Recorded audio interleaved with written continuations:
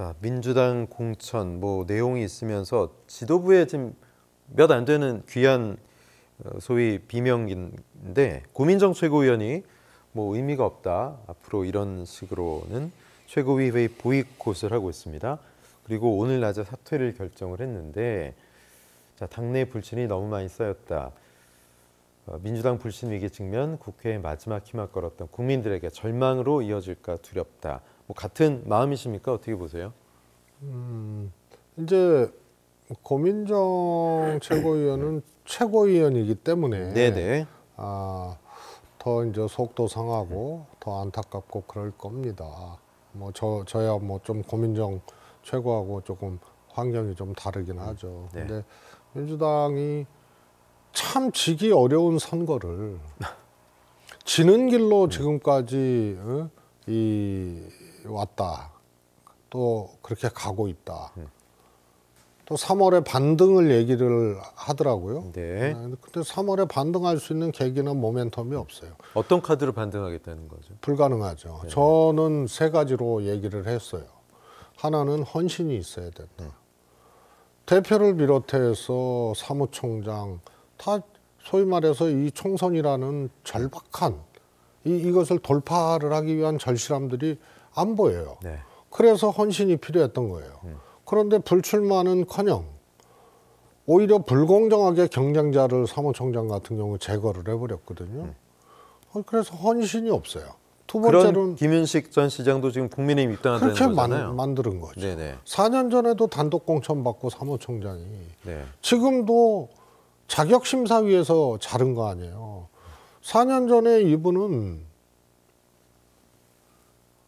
경선 지역으로 선포됐음에도 불구하고 나중에 바뀌어서 조정식 단독 공천을 받았는데 탈당도 안 하고 무소속 출마도 안 했어요. 네. 근데 4년 후인 지금 또 자격심사에서 그렇게 만들어버리니 탈당도 안 한 사람을 무소속 출마한 것도 아닌데 그걸 자격심사에서 날린다? 그러니까 불공정하게 보이는 그때 대표적인 이의 제기했다라는 그것 때문에 그런 건데, 그죠? 그것도 못합니까? 그러니까요. 네? 그리고 탈당해서 무소속 나갔던 사람들 다 복당시키고 그런 거 네. 아니에요? 이현주 의원은 그럼 어떻게 설명할 거예요? 네. 그래서 그 다음에 이제 통합이 없잖아요. 마지막 소위 말해서 명문 정당도 그 정점에 임종석이 있었는데 네. 오늘부로 그거는 이제 종료된 거예요. 아니 그러면 얼마 전에 문재인 전 대통령 사저에 내려가서 만나고 악수하고 스킨십하고 그건 뭡니까? 쇼잉입니까? 모르겠어요. 그것과 임종석 문제를 또 별개의 문제로 네. 무엇 때문에 봤는지 네. 그래서 해석이 불가능해요. 네. 이재명 대표의 생각이나 마음이. 일단 총선을 이기기 위해서 합쳐야 된다. 힘을 합쳐야 돼. 이게 당대표가 더 절실한 거 아니에요? 네. 근데 힘을 분산시키거나 깨는 방법으로 지금 가고 있다는 게 그래서 통합이 없는 거예요. 그러면 헌신이 없고 통합이 없으면 에너지가 안 생기는 거거든요. 근데 이게 보통 통합은 어떻습니까?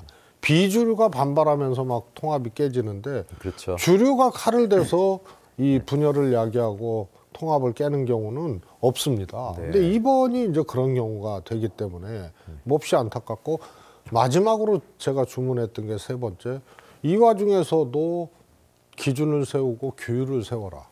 예를 들어서 자기가 땀 한 방울 안 흘리고 그 다음에 누가 봐도 상식적이지 않게 강원도당 위원장이 사표도 수리 안 됐는데 반명 의원인 강병원 지역인 은평구에 가서 지금 했는데 거길 경선 지역으로 붙여놨거든요. 김우영 예비후보. 김우영이요. 네. 그러면은 이런 것들이 반명 의원 지역에 자기 자산도 없고 땀도 안 흘리고 강원도당 위원장 하면서 그쪽에 가서 반명을 저격하겠다. 근데 이걸 경선 지역으로 용인해 놓고 이런 거는 규율을 세워야 된다. 네. 그래서 오히려 징계를 해야죠. 당의 공저지가 아니에요. 그런데 그 강원도당 위원장 현재 위원장입니다. 수리가 안 됐기 때문에 그걸 그렇게 붙여놓는다. 이 세 가지 헌신하고 통합하고 규율과 기준을 세우고 이런 것들이 안 되기 때문에 이제 오늘 임종석 공천 배제를 마지막으로 네. 이 세 가지는 이제 없어진 거예요. 네. 그러면은 모멘텀 반전의 모멘텀을 형성할 수가 없는 거죠. 그럼 마지막으로 짧게 일각에서 제기되는 이재명 후보가 뭐 대표를 사퇴하고 뭐 후보를 사퇴. 그래도 별 반전의 계기가 안 보일 거다. 우선 사퇴할 리가 없고요. 네. 사퇴를 하더라도 일단 공천이 다 진행됐잖아요. 문재인 대표가 2016년에 당대표 사퇴하고 김종인 비대위원장 체계가 왔잖아요. 네. 그때는요. 엄청나게 안 좋았던 상황을 저도 그때 불출마했습니다. 네. 헌신한다고. 그다음에 인재 영입하고 온라인 당원들 들어오고 이러면서 이 반등의 모멘텀을 만들어 놓고 던진 거거든요. 그래서 예상과 다르게 그때 새누리당 180석 한다 그랬어요. 민주당이 다수당이 된 거예요. 그런데 지금은 공천을 다 진행했잖아요.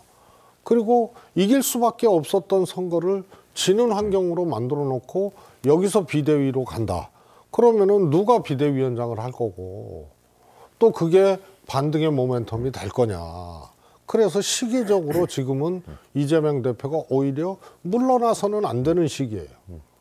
여기서 다 해놓고 그것도 잘했다고 보기 어렵게 공천 과정을 진행해 놓고 네. 여기서 발을 빼면은 그거는 책임의 피가 되고 오히려 도망가는 꼴이 되는 거죠. 그래서 비대위는 지금 시점은 옳지도 않고 될 수도 없다. 이렇게 보고요. 이재명 대표 불출마는 제가 아주 그전부터 얘기를 했잖아요. 그러니까, 예. 대선 후보기 때문에 총선 출마가 큰 의미가 없다. 그리고 민주당 역대 대통령들은 국회의원이 아닌 상태에서 후보가 되기 위해 도전했고 결국은 대통령 됐다. 그런데 지금 불출마를 한다고 무슨 감동이 있고 반전의 모멘텀으로 그게 작동할 수 있겠습니까? 예. 그래서 그냥 갈 수밖에 없는 거예요. 알겠습니다. 말씀 여기까지 듣겠습니다. 최재성 전 정무수석이었습니다. 고맙습니다. 감사합니다. 네.